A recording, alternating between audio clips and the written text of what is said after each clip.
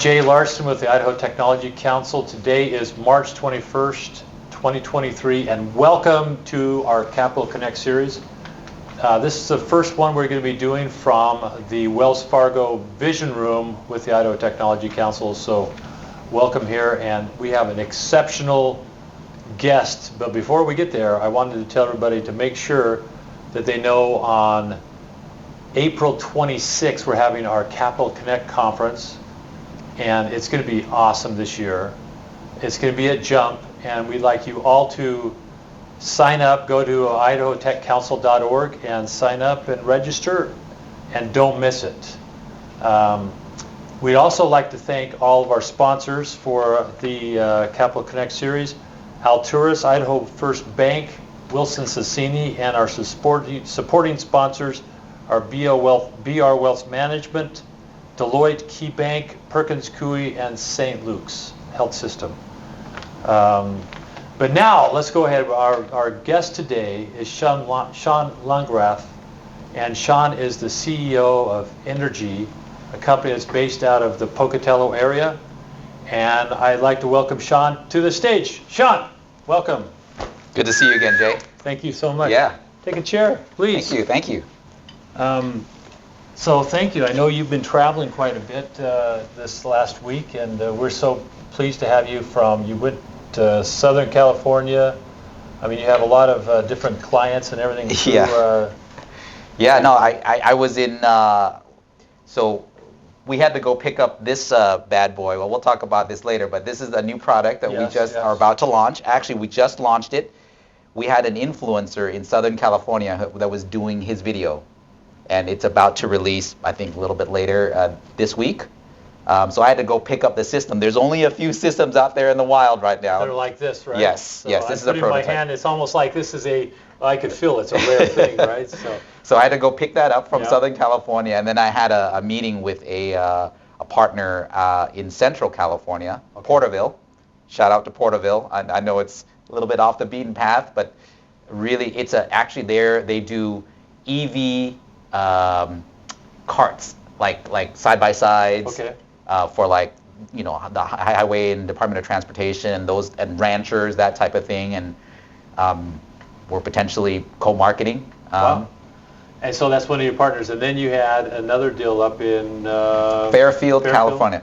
Near Sacramento. Yep, near Sacramento. So we were invited to they called it the Phoenix Spark Industry Demo Day. This is basically an invite-only event where the Travis Air Force Base invites technology companies that they find interesting. They want to show their executive officers at the base. And as you know, Travis Air Force Base is responsible for all of the Asia Pacific, like all of the operations for the Air Force. I did not know that, so that's a pretty big deal, right? Yeah, we had some big officers. The wing commander, which is the person that is responsible for the base, was there. I was talking to him and showing off our system, and talked to people that are responsible for the civil engineering team that is at the Air Force, and they're the actual people that actually have to get the systems up and running. So let's come back to the system, because this thing is it's called the Energy Flex. It's the Flex Tactical. Flex Tactical. Okay, so we'll put a pause on that for a moment. Let's talk a little bit about you, and then we're going to talk a little bit about Inergy, and then we'll talk about some of these products and what's going on. So, talk a little bit about how and when, because we had you at Capital Connect conference probably almost 7 years ago. Yeah, it's been a while. It's been a while. And but about how you became part of this and your background, because what's interesting is I saw BYU, which you and I have that in common. Yes. I also saw MBAs from Berkeley and Columbia. Berkeley and Columbia. What's the deal there? Well, I've classic overachiever. I don't know. So I've always been interested in the Berkeley MBA, and I actually came from Silicon Valley. Okay. And I worked at a small, facetiously small, a startup, actually a software company called PeopleSoft.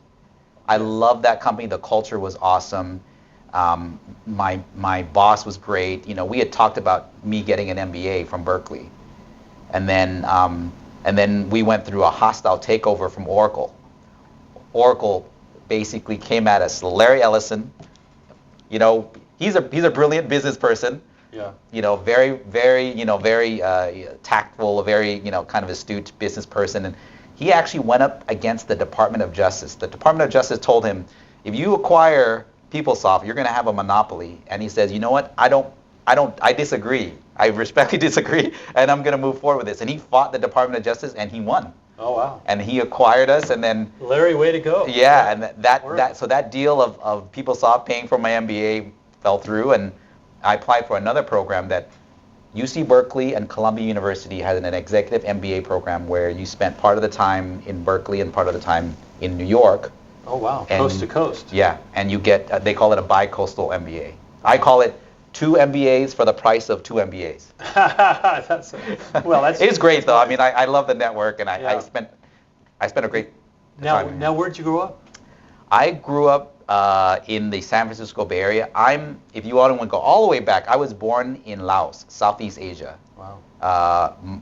My family and I, were there, and then the Vietnam War came, and my dad worked for the royal government, and when Vietnam fell to the communists, then they infiltrated the government there in Laos, and then we basically escaped. Like, very similar. I describe it as like the Sound of Music. So, Seriously? Although I don't sing, but one day we just literally we actually pretended to go somewhere else, and we didn't bring any luggage or anything. We just went out of the city borders, and instead of taking a left, we took a right and crossed the Mekong River into Thailand. And when we set foot on that side of the Mekong River in Thailand, we were officially refugees. Oh, wow. And we spent a year in refugee camps in Thailand and in the Philippines. What year was this? This is in 79, 80. Wow. Yeah, and so there was an uncle in Oakland, California that sponsored us, and that's how you were able to get out. Yep. Congratulations. Yeah. So then, how old were you at the time? About 6 years old. 6 years old. Yeah, wow. so I grew up in the San Francisco Bay Area, and in Oakland. So it's interesting, I went to Malcolm X Elementary, and then I went to and then I went to Martin Luther King Junior High. Did you really? Yeah. Look at this. Yeah, That's exactly. And then I moved a little bit more north to high school up there, and then I graduated from high school, and I actually went to San Francisco State, and then I took 2 years off and became a missionary. Yeah. They sent me to Melbourne, Australia to learn Mandarin Chinese. Melbourne, to learn Mandarin. They sent a Laotian refugee boy. That's exciting. To Melbourne, Australia to learn Mandarin, and that was a hugely impactful experience in my life. So you actually spoke Vietnamese. Laotian. Laotian. Yes. And then you learned English. Mandarin. Yep. English and then Mandarin. Right. Wow. Yeah. So it was pretty wild, but I came back, and then, like I said, it was before I went on my mission, I was actually a declared double E major, electrical engineer at San Francisco State. Yeah. When I came back from my mission, then I went into business, international finance at BYU. Yeah. Why'd you make that shift? I wanted to be a business person. So when I was on my mission, I was exposed to just people from all over the world. There were obviously a lot from mainland China at that time, people from Hong Kong, all over the world. I met people from all over the world, and I just opened up kind of my perspective on, wow, the world it's a big place, but it's a small place. Yes. And I wanted to do international business. And this is all from Brisbane when you went to Melbourne. Oh, you went to Melbourne. Mm-hmm. I'm sorry, Melbourne. Wow, that's a neat place in Australia, isn't it? Yeah. So you came back. How did you now? Did you get involved with Inergy? Inergy. So it took a little bit. So I came back and went to school at BYU, graduated, and I actually moved back to the Bay Area to work for a big tech company called Electronic Data Systems, Ross Perot. That name rings a bell. Yes, absolutely. It's a Texas-based company. They were the IT company. They were the IT department for a lot of really big corporations like GM and Delphi and Fujitsu and all these big companies. Yeah. So I was basically in their finance team that supported the Silicon Valley accounts. And then from there, I went on to PeopleSoft and then Oracle for a little bit, and then, and then I actually did my MBA.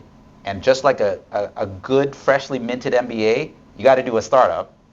And so the last semester of my MBA, we actually did a overseas class in Shanghai. Yeah, and so there was about 200 of us, some from the Columbia and some from Berkeley were there, and I would say 100% of us got swindled from our money because you just paying $20 for a bottle of water or $200 for a taxi ride. And so a bunch of my classmates and I had the idea of doing a mobile translation app. And so that was basically, I left my job and did that startup in China. You did out of Shanghai? Yep. I moved to Shanghai. I was the only one that was crazy enough or foolish enough or brave enough. I don't know what you want to call it, but yeah, Shanghai's a neat city, yeah, isn't it? Yep. Yeah. So I lived there for about 6 months, got the business, off the ground, got revenues, came back to Silicon Valley, and pitched back in the day. It was at Sand Hill Road. That's where all of the VCs were, and there was a VC that wanted to invest in us, and he said, "I need 3 more months of revenue history." And my wife said, "You know what? I already gave you a year, and we agreed on a year." And so I basically said, "You know what? I basically gave it up to my partner in China, and then I went and worked at Apple." Okay. Yeah. So that experience in China led me to Apple. To Apple. Yeah, because. So where was the path then to Inergy? Oh, so Apple led me back to China. Okay. So So you went back to China? Yeah. So. Okay. At Apple headquarters, I was in Cupertino, and I worked in a team called Business Process Reengineering. We were like the management consultants within Apple. We implemented systems and so forth, and I worked a lot with the iPhone business. And so that was what I did at Cupertino. But toward the last stint at Apple, I was always wanted to go back to China. Wanted to kind of fulfill that opportunity. Or that desire to go and do business in China. And the Apple retail team, they were opening Apple stores in China, and they needed someone to run their tech systems strategy. And so I joined the retail team, and my family and I moved to China. To Shanghai? To Shanghai.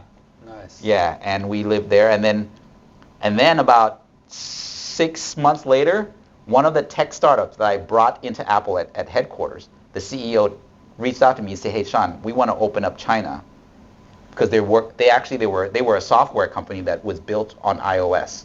So they were working with Apple, and so they needed someone that had ties to Apple that ran the organization in China. So like I said, like an MBA, you want to run your show, and so I took that opportunity and I actually joined that company, and was there for about 2.5 years, and then. We did a major pivot and closed all of the international offices. So I went back to Silicon Valley. And then I joined a startup called Aerohive Networks. They were a Kleiner Perkins-backed startup, late-stage startup. Okay. And they were ready to go IPO, and I wanted to get that experience. And so I joined them when they were late stage, and I was part of that effort to help them go IPO. And we went public. And after we went public, kind of that bug. I caught that bug again, like, we're a public company again. Why do you want to go work to a smaller company? And then just through a network at Apple and so forth, the founder of Inergy, we were connected through a common connection, said, hey, they're looking for a CEO who's got Silicon Valley ties, who's got Utah ties, and who's got China ties. I checked all those boxes. And then when I met with Inergy, their mission was what really won me over. Because the mission of Inergy is to provide the world with affordable, renewable power. Well, that's interesting because I saw on your LinkedIn, you actually said, bringing solar to consumers. Yes, and how we're doing that is by offering consumer solar. Okay. That is our thing. We are the consumer solar company. If that's what we're known for, we want to be known for the consumer solar company. So you linked up with the founder. Yes. And now you're the CEO of the company? So I joined as the third employee. That founder actually had several other businesses, one of them being a solar company. Okay. And Inergy was incubated within that solar company called Big Dog Solar. Okay. They actually do business out here in Boise and California and other places. But so basically I was the third employee, and then we've since grown it, from 3 people to 30 plus people, and up and down. One thing is very certain: you have a strong entrepreneurial bent, don't you? I mean, when it comes down to it, you're at the heart of this. You like to create build stuff, don't you? Make an impact. I mean, at EDS, at EDS, that was my first real like business. There was like 120,000 employees that worked at EDS. I was one little cog in a big machine, right. And I've always longed to make a bigger impact. And that's really a lot of what is the people at Inergy. We're passionate about making an impact. So it's kind of fun. We've had you on our Capital Connect conference, we talked about maybe about 7 years ago, and it was great because you always have this concept that you're going to have a home solution, you have mobile solutions, and you have it right here. So why don't we jump to where you are today with this and how this product came about, and then where your thoughts are about future products that you're going to be developing. So the full vision that we had was, again, the mission of the company, and the founder and I, we really agreed on that one mission is hey, at the time, there was like 1 billion people in the world that don't have access to electricity. We want to actually deploy a solution very much like the cell phone. Like the mobile phone gave telecommunications to everybody in the world. There are now hundreds of millions of people in the world that have cell phones, but they don't have access to electricity. Right. So they have to take a bus to go to the nearest town and charge their phones. Or a solar application like you're doing. Yes, so we want to do that for solar. So the vision that we painted, at Capital Connect was when we first, kind of introduced the concept of the home base. This is like a whole home solution that it's not like what was traditionally installed or offered in the market, which is like a big solution, a big system like the Tesla Powerwall, or these are like $10,000 to $20,000 systems. Well, most of the people can't afford a $10,000 to $20,000 system. We wanted to make a modular system that you can start off with like maybe $3,000, $4,000, and as you grow, you can just buy more components to grow the system with you. Make it larger. Daisy chain. Does this one right here? You can do that with this. Yes. Right. So this is what we considered our MVP. This is like the third or fourth iteration of our MVP, a minimum viable product that we launched. As you recall, the first product that we launched on crowdfunding platform called Indiegogo. The product was called the Kodiak. It was a product that our engineers built a prototype, and we put it out on the market, and we got $800,000 in pre-sales. They gave us $800,000 up front, and that was the capital that we needed to get operations going. A great name and a great product, right? Yeah. So the Kodiak then gave way to the Apex. The Apex then actually evolved to the Flex. And this is the tactical version, the military version, or very, very extreme version of the consumer Flex. So we call it the Flex Tactical. Meaning that it can endure a lot of different elements and so forth, right? Rain, snow, dust, sub-freezing. You won SBIR and STTR. And STTRs to be able to build these products for the Air Force and the Army and so forth, right? Yeah. So I think talk about the Idaho the startup and kind of small business ecosystem. We worked a lot with like SBDC, SBA. We worked with INL. We work with Idaho Commerce. All these organizations helped steer us towards, hey, you should get, Department of Energy and Department of Defense, like non-dilutive funding, and that's what we went after. I did a presentation back, and then I talked about how it sounds glamorous that we got this, $1 million contract with the DoD, but it took several years of like trial and error. And congratulations, because in Idaho, we don't get enough SBIRs or STTRs, and we need to have companies like you that can really go out and do that. So thank you for helping us do that more. Now, if you could just put us in perspective, what can this run, and without you generally would attach some solar charging apparatus to this, right? Yeah. So there's a solar plug that is built right in to the side right here. So you just plug it. The plug comes from the solar panels, and you just plug it right in. Okay. And it just works.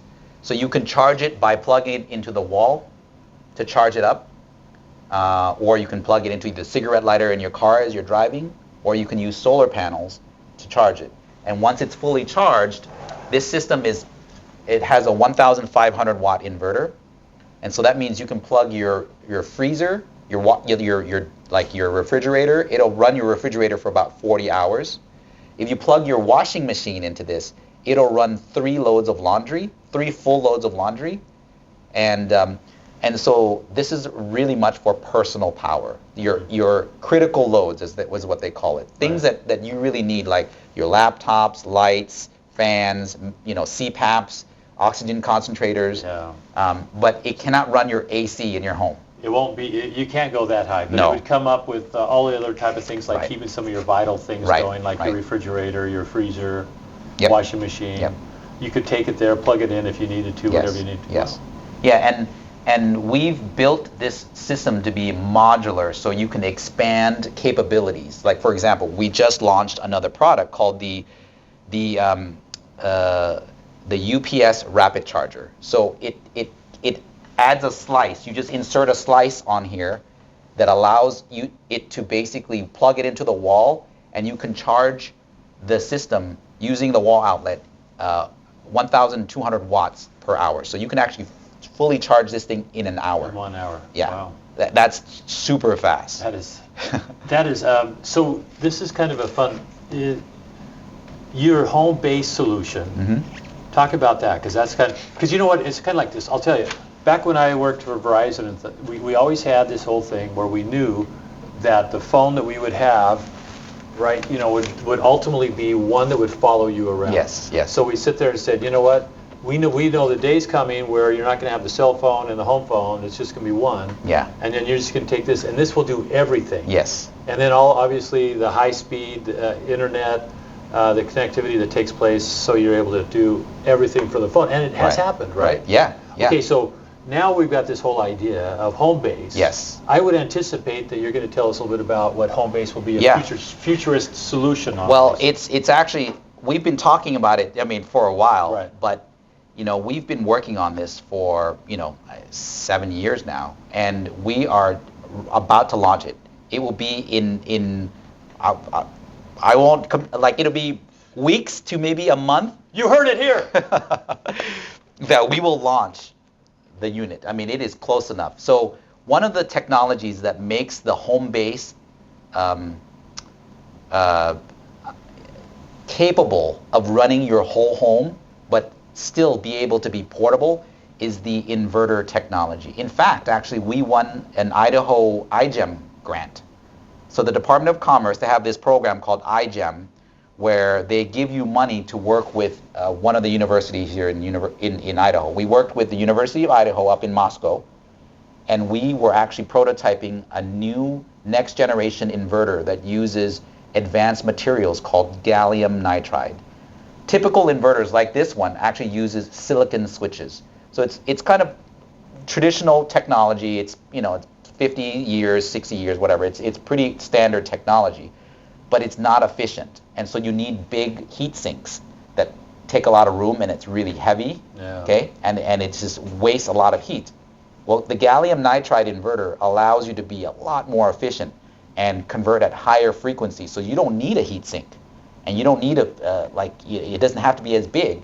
So we can actually have an inverter that, instead of weighing like 80 pounds to 100 pounds, it'll weigh somewhere between 10 to 15 pounds. Oh, wow. And it'll still powerful enough to run the air conditioning in your home.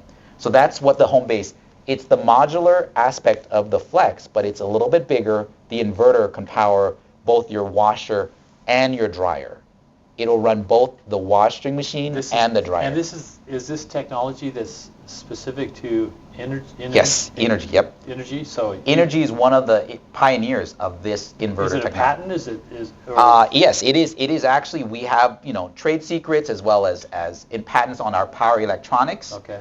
And so gallium nitride is becoming more and more common. It's actually they're using it more in cell phone charging little plugs, gallium nitride, but we're using it in a much bigger scale. Nice. Yeah. So. And that's technology that you're developing. Yes. And it is, I guess, so talk a little bit about how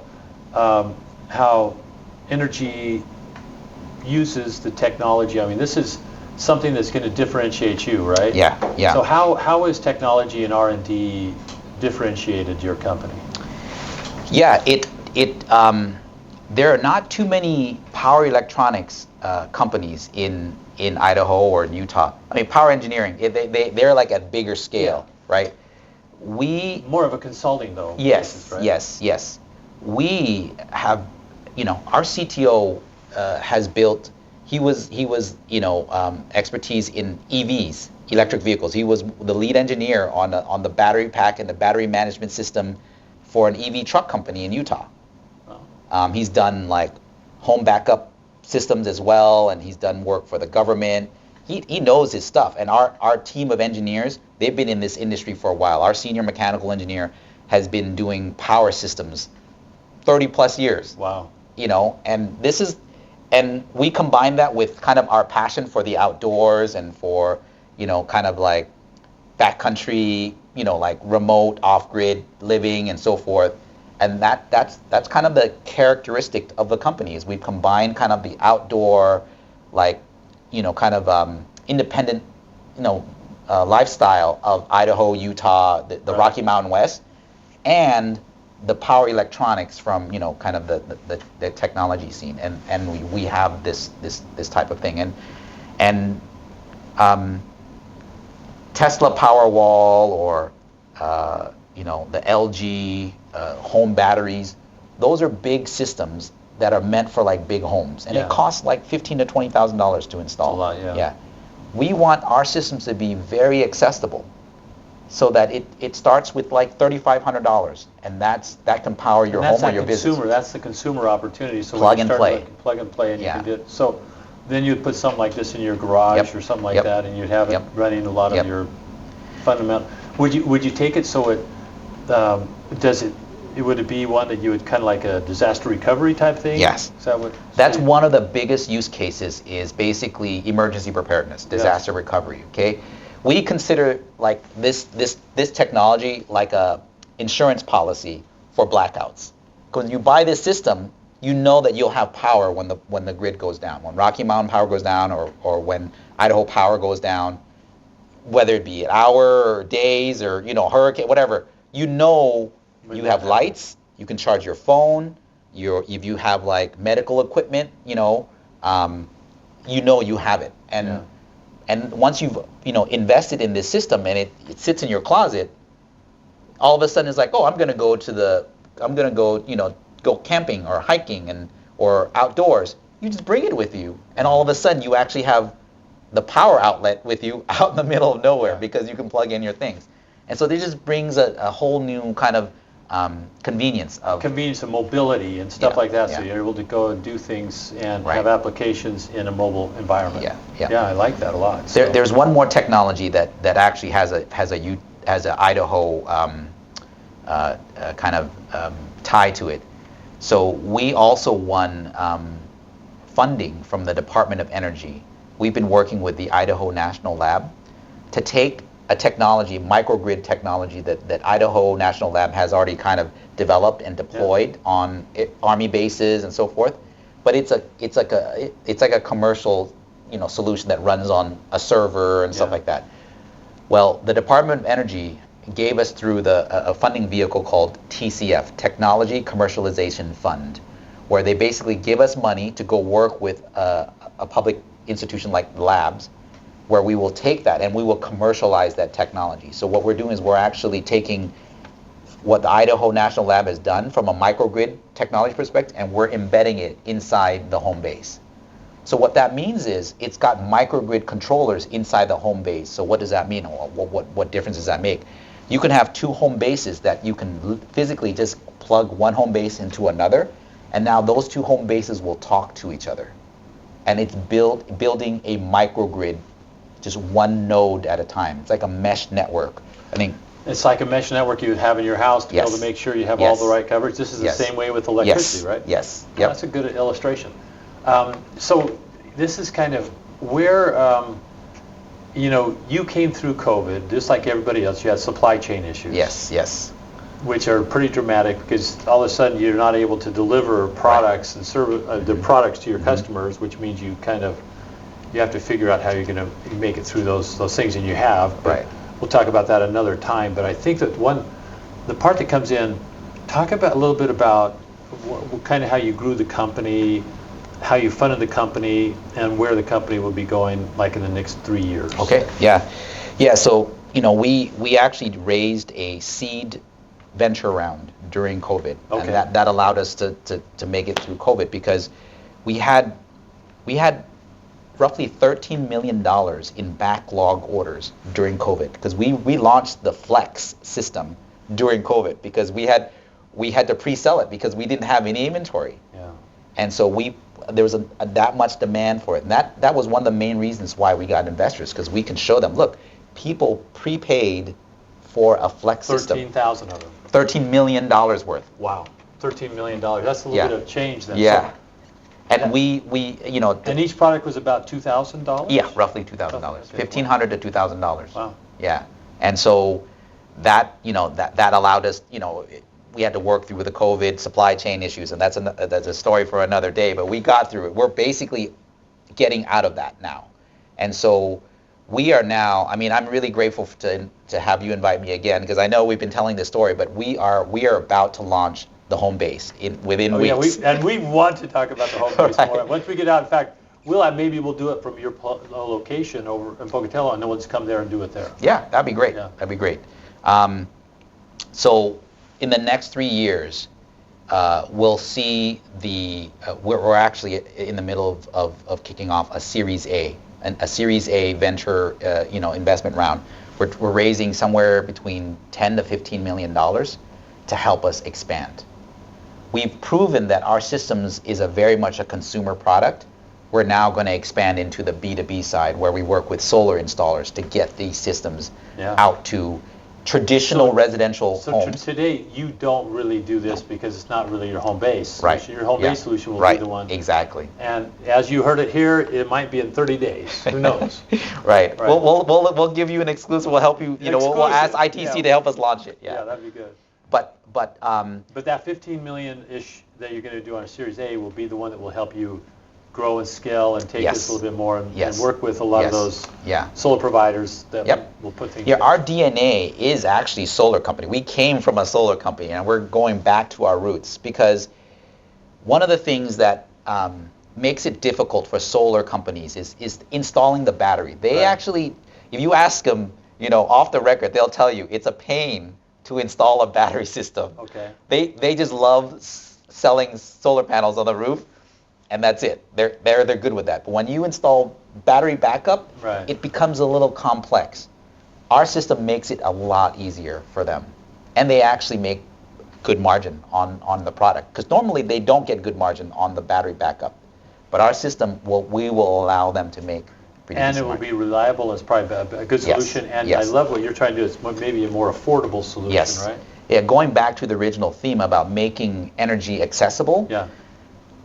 One of the things that is one of my, kind of passions is getting power out to everybody. Yeah. So the solar industry has only targeted single-family residence homes. People, they call it the rooftop revolution, which is the solar revolution. Right. It implies or infers that you can participate if you have your own rooftop. If you live in an apartment, you can't do it. If you are renting a townhouse, how are you going to put solar panels on a townhouse that you don't own? So a quick case study on this one. So my next door neighbor came and he was approached, not this last December, but December 4, and saying a federal incentive was going away. So they said, if you want to, we'll help you with the roof, and we'll put these solar panels up, and we'll do all of the storage inside with this battery that you know. Right. And he did it all. They did it all, and it looks great. But the question would come out, the cost of it was, he was telling me the cost, and I'm going, so he would not have even done this if they had any federal subsidies on it, Right. But then it was still quite expensive to be able to do it. So what you're saying is you're going to have a better solution because you've got your inverter is going to be more, because of the technology that Inergy has, as well as this whole home-based solution is going to be one that's going to be maybe more affordable. Yes. So all the citizens in Idaho who are very much looking for these type of solutions, Yeah. this is the place to do it with an Idaho company. Yes, yes. I mean, you could have a solar installer come in and install it and integrate it into your electric panel. If you want it to be integrated into your home, right? We're offering plug and play like transfer switch where you don't need to install it. You would just basically plug stuff into it and it'll automatically, If you didn't have electricity coming in from Idaho Power, or it'll automatically Mountain, flip the switch or fail over to your battery backup. So then your freezer full of your elk meat or whatever, it's not going to spoil. Right. Even though you're out, you're out of town or whatever. Let me ask one more question about this because we're about out of time, and I know, thank you for being so generous with your time. The solar panels is where you were, and there was a company that was here that was working through Micron and with a company out of Australia to be able to look at solar panels and making them more efficient. The idea that they had there is that they made them like almost 33% more efficient than the traditional ones by taking the silicone and slicing and dicing and doing this really good technology. But it was too expensive, so it basically operation didn't work. Right. What are you doing in the solar space, if you can? Do you have anything that's more unique?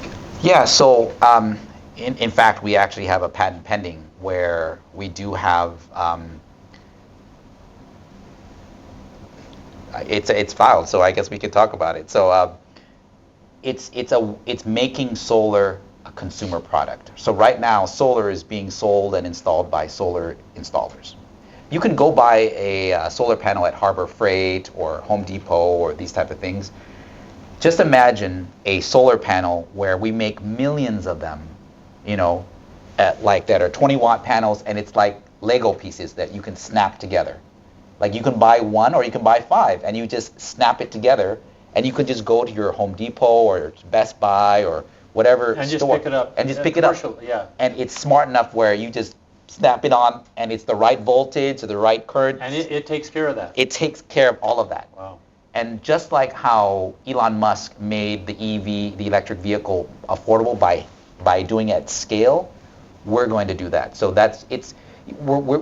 don't have the materials science to make the silicon or the solar cells more efficient. That's not our core competency. We're all about consumer products, making it simple, making it more accessible. And if we can get the volumes up, then we can get the costs down. Yeah, this is so great because consumer-driven opportunities, when you start going to the mass consumer like this, it basically transforms the whole industry, right? And that's what you're doing right now, right? Yes. Congratulations. Yeah, power to the people. I mean, we really want to make this accessible to everyone. And even like fundraising, we're doing a Series A, but we actually, I think a little bit from principle where we want to, so there's something called equity crowdfunding, which is basically one of the kind of the things that came from the Infrastructure Act, or I forget where it came out, but it made it possible so everyday citizens can invest in startups. Before that, you had to be an accredited investor in order to invest in startups. Now with this, they call it regulation crowdfunding. The SEC has said that if the companies file all of this information, and then anybody can invest. So we're actually going on this platform called Start Engine. And it's basically an equity crowdfunding, so anybody can invest, like $200 or $300 at a time. And so if you feel like, and we want to make this technology or our company accessible to the everyday investor. If they feel like this is something that they get behind, that's the strength of your company, right? Yeah. I like that, the consumer portion of what you're doing with solar and with storage. Yeah. So the fun thing for our audience is that Sean will be presenting on the 26th of April at the Capital Connect conference with the Idaho Technology Council. And this is kind of like what we call a boomerang, where we get the chance to be able to see other things that are going and the advances that you made from 7 years ago to where you are today and what your needs are. So please come join us. Sean, thanks for joining us on Capital Connect series with the Idaho Technology Council. We certainly do appreciate you. Thank you, Jay. It's always a pleasure coming to hang out with you and the Idaho Technology Council. And we do appreciate it. We will take you up on your offer and we get you back and talk about the the home base. base. Home base. All right, you heard it right here. Thank you for joining us on Capital Connect series, and thanks, John, so much for your time. And look out for us for our Start Engine campaign. It'll start in 2 or 3 weeks. That'll be fun to be able to do that, and thanks for joining us, because in Idaho, innovation matters. Thank you so much.